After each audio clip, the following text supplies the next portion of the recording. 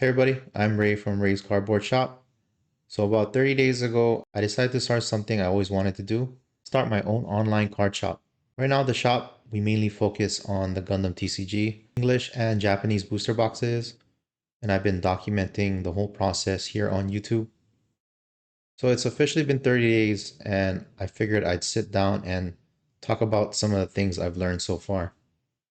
I'm definitely not going to sit here and pretend that I have everything figured out and I'm doing great. I'm literally just 30 days into this whole thing, but I've already learned a lot of things that I didn't really expect when I started. First thing that I learned is setting up the store online is easy. One of the first things that surprised me was actually how easy it was to get the store up and running.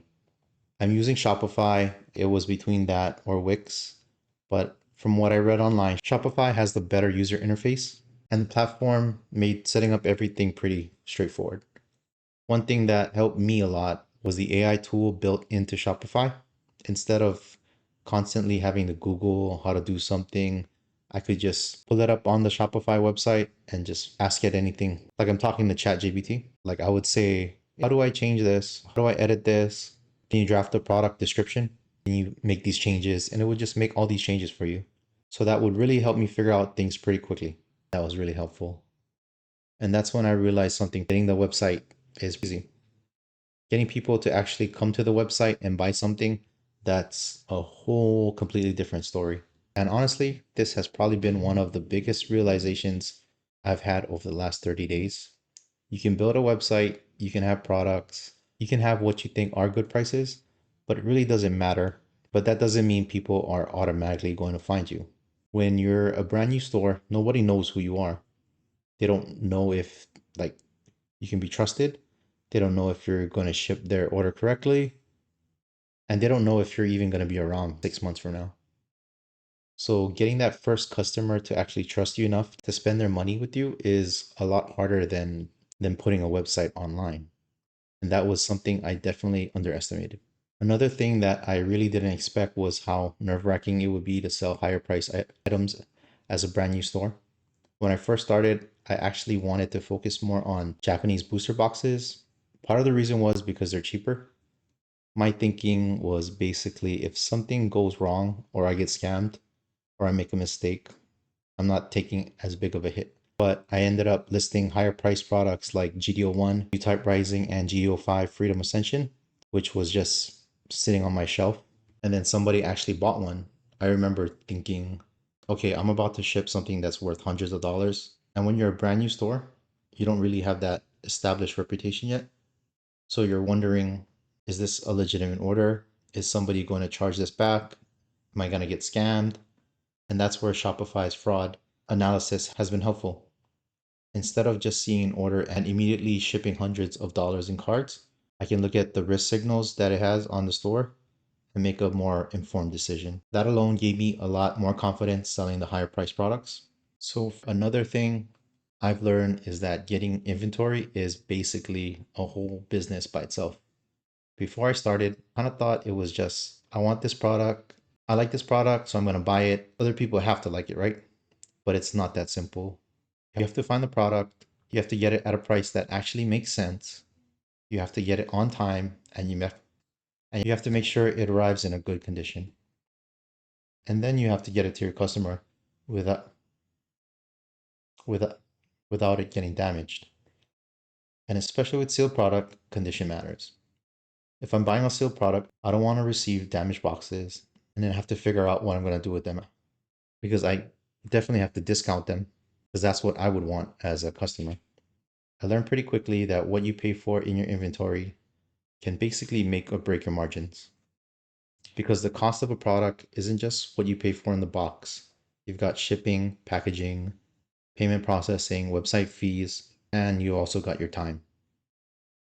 So something that you think you're making $20, you might actually be making a lot less. And that's something I'm constantly learning as I go. I've also realized that inventory isn't the same thing as money. I don't think I really understood that until I started doing this. You can look around and see thousands of dollars worth of products sitting there and think, damn, look at all this inventory. But that's not but but that's not money in your pocket. That's money tied up. Until somebody actually buys the product, it's just sitting there. So I'm constantly thinking about what's selling, what's not selling, what I should buy more of, and what I shouldn't buy anymore, and how much money I actually want tied up in inventory. That's something I definitely didn't think about as much before I started the business. Then there's also all the boring business stuff that I didn't expect to be such a headache. For example, I applied for my LLC about a month ago and I'm still waiting. My state, they recently transitioned to a new automated system and they've been having delays and it's a pretty big backlog.